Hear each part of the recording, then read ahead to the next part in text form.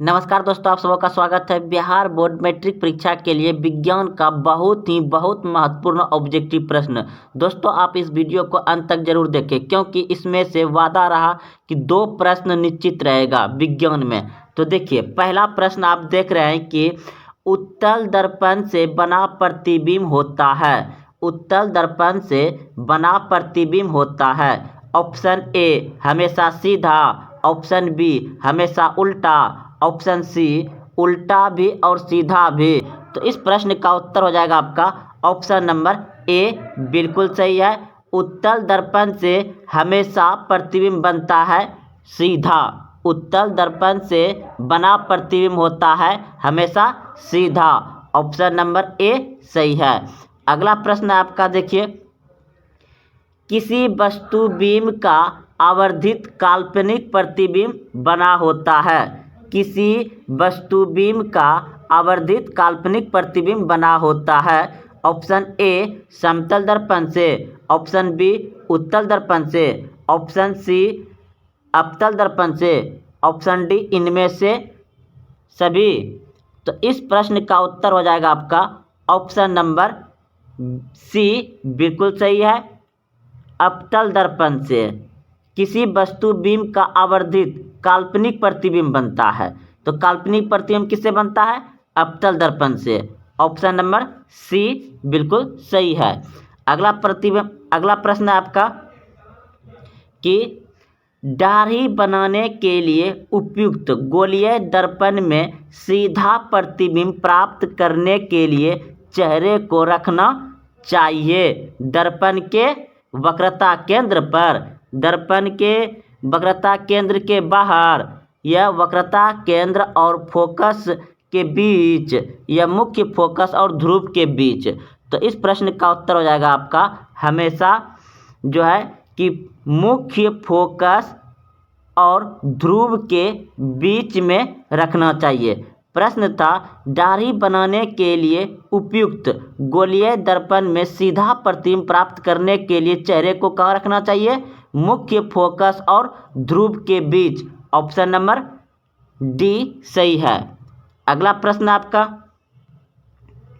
गोलीय दर्पण की फोकस दूरी उसकी वक्रता त्रिज्या की आधी होती है, दुगुनी होती है, या तिगुनी होती है, या चौथाई होती है।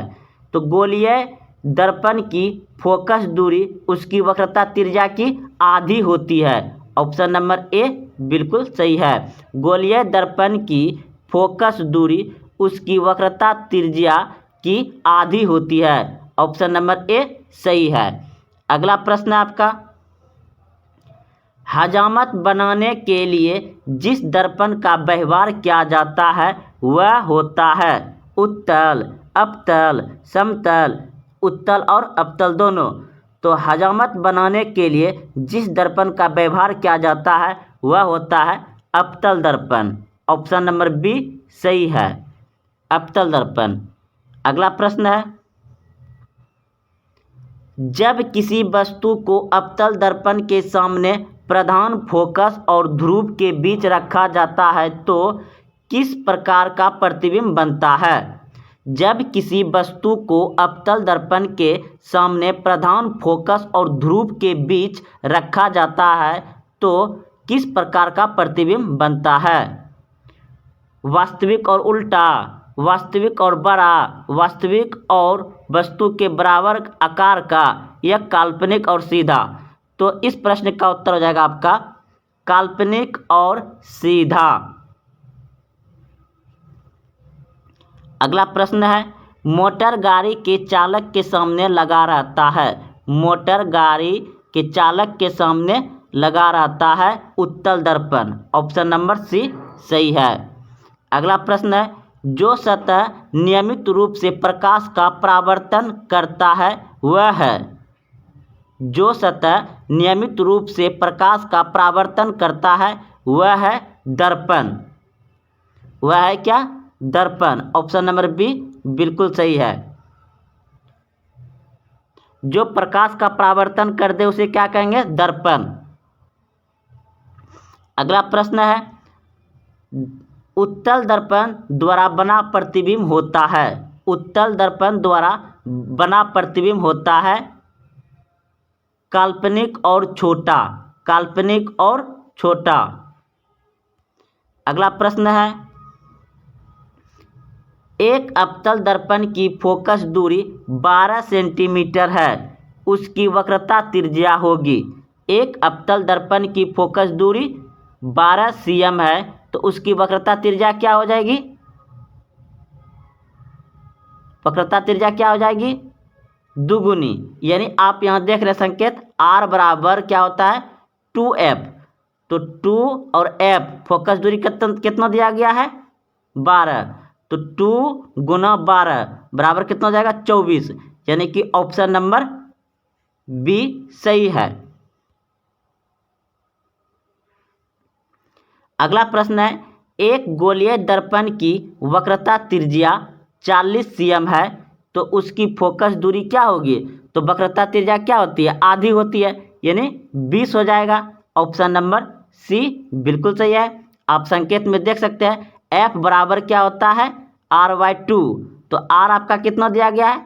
40 अब बटे 2 कितना हो जाएगा? 40/2 यानी कि 20 सेंटीमीटर। एक गोलीय दर्पण की वक्रता त्रिज्या 40 है, तो उसकी फोकस दूरी क्या हो जाएगी? आधी हो जाएगी, 20 cm। अगला प्रश्न है,